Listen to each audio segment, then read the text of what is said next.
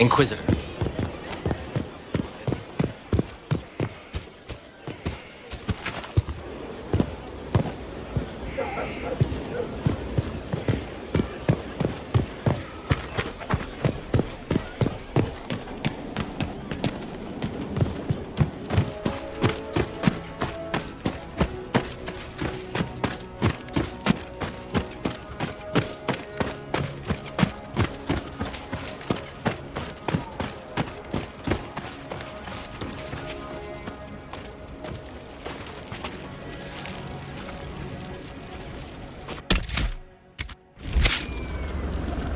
Dispatch for you.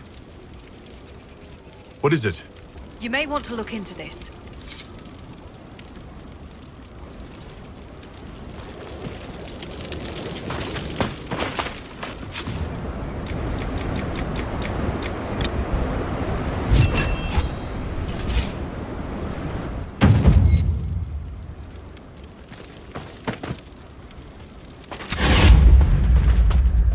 Dispatch for you.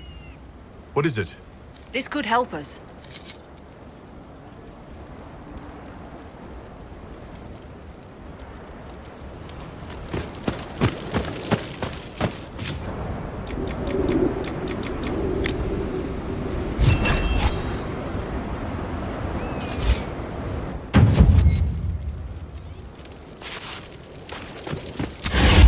I've news, sir. What is it? Could prove useful, sir.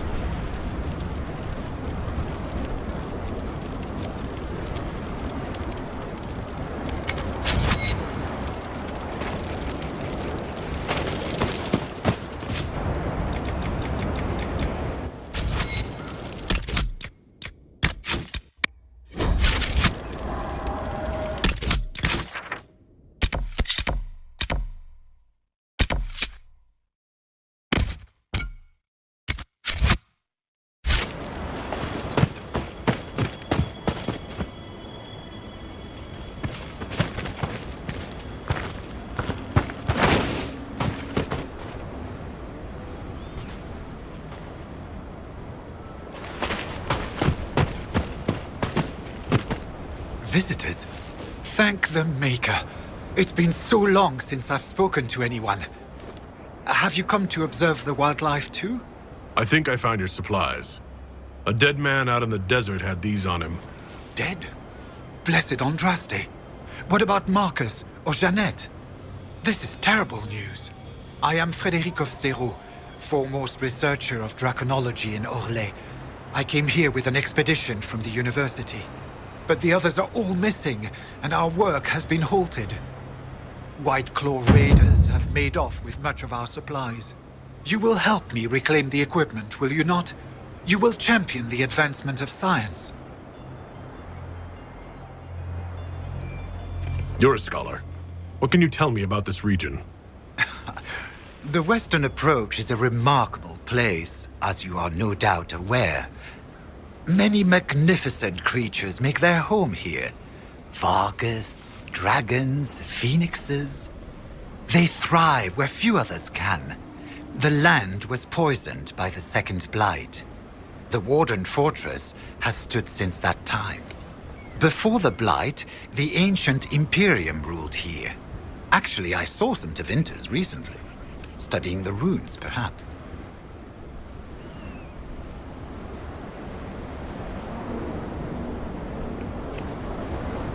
I have the supplies you were waiting for right here. Now that I have my recipes back, I'll be able to concoct a bait the High Dragon cannot resist. I have most of what I need, but I still need to gather quillback intestines and a phoenix's tail feather. You study dragons. I'd be interested in hearing more about that. Oh, they are fascinating and little understood creatures, thought extinct for centuries. Now they seem to be making a comeback. The Nevarrans wrote extensively on breeding and nesting behavior, but high dragon hunting patterns have never been studied. I would be most interested if you come across any Gurn corpses that might be victims of dragon attacks.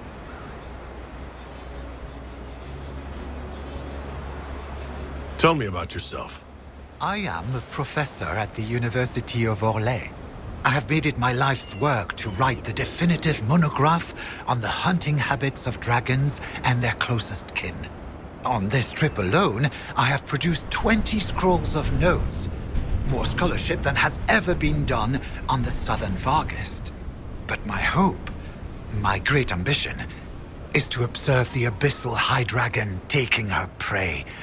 A sight no scholar has ever recorded. We'll have to speak some other time.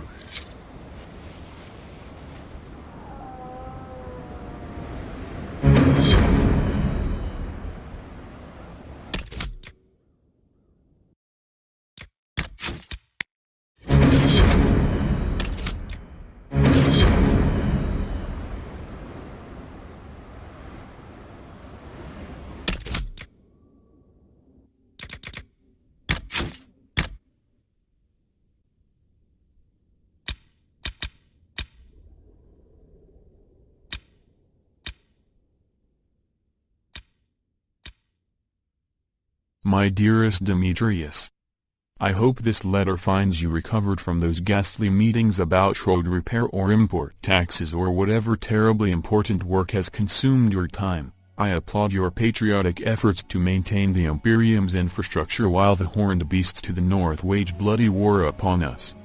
I have asked before, but you are my closest friend, and now that you have seen the stirrings of our work, I hoped you might reconsider. You cannot think your talents adequately spent on road work, Metri.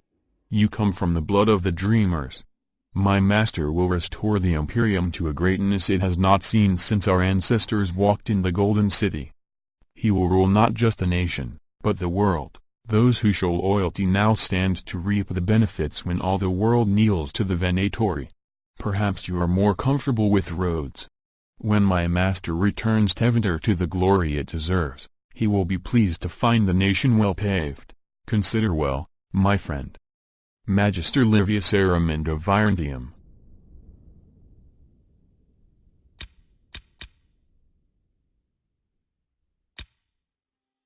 Anton.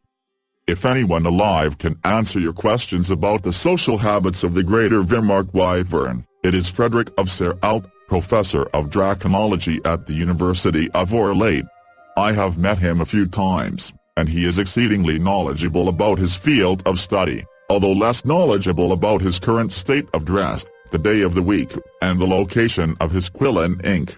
But nonetheless, quite brilliant. Cordially, Magister Zaldron Antondes.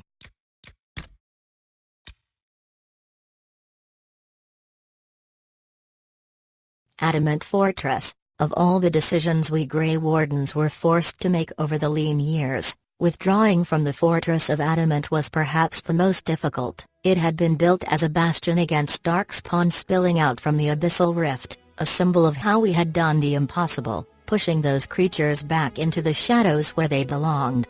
We kept the land safe from further encroachment, but as each new age dawned, memories of our sacrifice became fainter.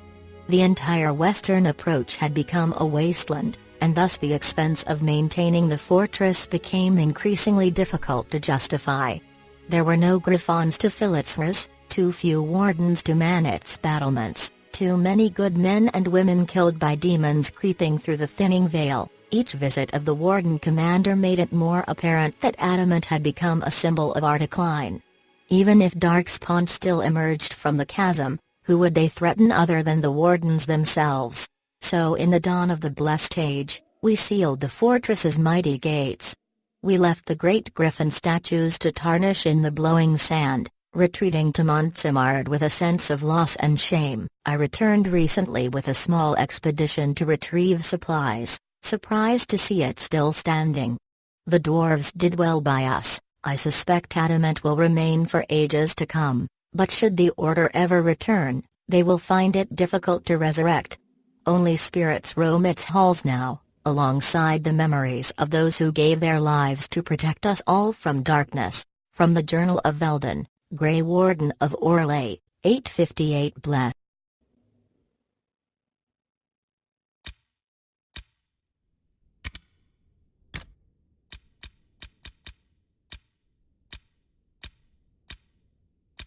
The Western Approach.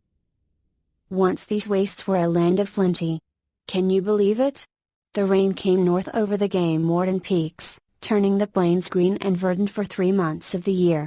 800 years ago, that changed. During the Second Blight, dark spawns spilled out of an enormous crack in the earth, corrupting it with their foul blood, and it never recovered, even after they were driven back underground. The Grey Wardens built Adamant Fortress to stand watch over that chasm, but eventually even they abandoned it to the wind and the biting sand.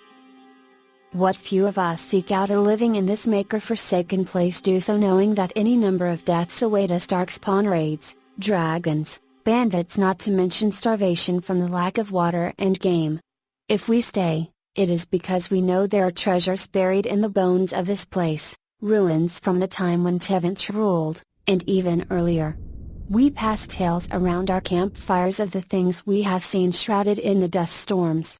My favorites are the ones about relics that could restore the Western Approach once more, but I don't believe them. Truth be told, on nights when the wind is calm, I can stand on a hilltop and see for miles in the moonlight over a stark beauty of which no other Rorlesian can claim to know the equal. On those nights, I hope it will never change. From Lands of the Abyss by Magistrate Gilles Soundcrest, time when Tevent.